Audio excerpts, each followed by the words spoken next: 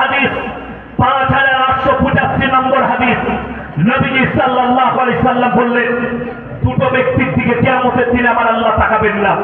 এক নম্বর হচ্ছে ওই ব্যক্তি, যে লোকটা, যে যুবকটা নিজের চেহারা মহিলার মতো করেছে, কানে বালি পড়েছে, হাতে মালা পড়েছে, মেয়েদের মতো চুল রেখেছে, এই ব্যক্তিরা কিয়ামতের দিন আমার আল্লাহ তাকাবেন না। এবং তাদেরকে বলা হবে, তোমরা মহিলার রূপ ধারণ করো। তারা বলবে আমরা অক্ষম, তারা জাহান্নামে প্রবেশ করবে। যে মেয়েরা পুরুষের রূপ ধারণ করতে চাইছে, ভূমিকার চুল, জিন্সের প্যান্ট আর গেঞ্জি, যারা পুরুষের মতো সাজতে চাইছে, এই মহিলাদের দিকেও আমার আল্লাহ কিয়ামতের দিনে তাকিয়ে দেখবেন না। এই মহিলারাও জাহান্নামে প্রবেশ করবে। আমার মুসলমান মা বোন, আমার ভাই, তোমরা নিজেদিকে পরিবর্তন করো না। এখন একটা রোগ এসছে, লিঙ্গ পরিবর্তন। লিঙ্গ পরিবর্তন বাংলাদেশে ঘটেছে, শরীফ থেকে শরীফা। লিঙ্গ পরিবর্তন করা, কিছু মহিলা তারা লিঙ্গ অপসারণ করে, লিঙ্গ পরিবর্তন করে তারা পুরুষ হচ্ছে। কিছু পুরুষ লিঙ্গ পরিবর্তন করে মহিলা হচ্ছে। বলুন নাউজুবিল্লাহ। যারা এই খেল শুরু করেছে, আমি বলে যাচ্ছি, লিঙ্গ পরিবর্তনের পরে তারা যদি কাবা ঘরে তাহাজ্জুদ পড়ে, আল্লাহর কসম পেরুবার রাস্তা পাবে না। যেহেতু আল্লাহর কুদরতকে নিয়ে খেলা করেছে, আল্লাহর কুদরতি জিনিসকে নিয়ে খেলা করেছে। ওই জন্য অনুরোধ করে যাচ্ছি, বাচ্চাদিকে সহি তরবিয়ত দেন, ইসলামের তরবিয়ত দেন, কোরআন হাদিসের শিক্ষা দেন। আপনার ছেলে ডাক্তার হোক, প্রফেসর হোক, ইঞ্জিনিয়ার হোক, আইপিএস হোক, দরকার আছে আমাদের ছেলেদের শিক্ষিত হওয়ার, ডাক্তার হওয়ার, আইপিএস হওয়ার। কিন্তু মাথায় রাখবেন, তার মধ্যে যেন দিন থাকে, তার মধ্যে যেন দিনই শিক্ষা থাকে, তবে হবে। তা না হলে বেঈমান কাফের যেন তৈরি না হয়ে যায়, আল্লাহ বিরোধী যেন না তৈরি হয়ে যায়। বড় বিপদে পড়ে যাবেন বাপ মা, তার পরিবার বিপদে পড়বে। বহু পরিবার এখন বিপদে আছে। এই ভারতে সমকামিতাকে জায়েজ করার দিয়েছে সুপ্রিম কোর্ট।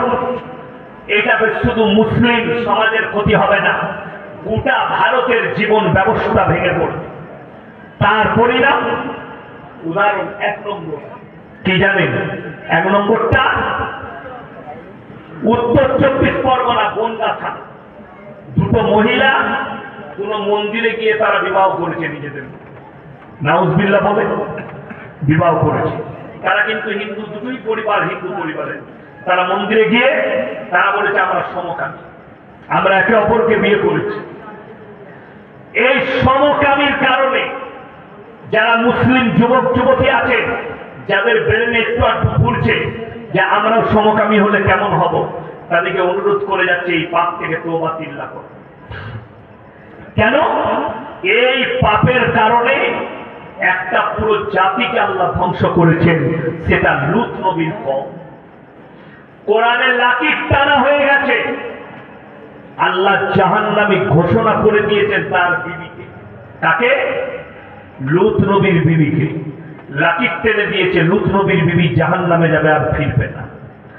তো লূত নবীর বিবি যদি জাহান্নামে যায়, আর তুমি যদি সমকামী হও, আর তোমার পিতা, তোমার বাপ, তোমার আত্মীয়, এরা যদি সবাই মুমিন হয়, আর তুমি যদি মনে করো আমি যতই পাপ করি এরা দোয়া করে পার করাবে, এই স্বপ্নটা তুমি ভেঙে দাও।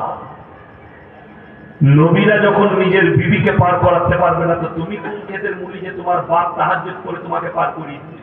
তুমি কোন ক্ষেতের মূলি যে ইয়াসিন হুজুর দোয়া করে তোমাকে পার করাবে? তোমার জন্য ওই জাহান্নামের রাস্তাটাই অতিক্রম হবে, তুমি অনুভব করতে পারবে না।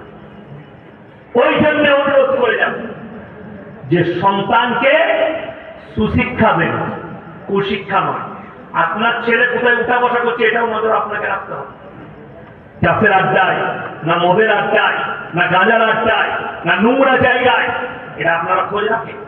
ছেলেকে সালাহ দেন, ভাই বাবা যেখানে উঠবি নামাজিদের কাছে উঠা বসা করবি, ইমানদারদের কাছে নামাজ উঠা বসা করবি।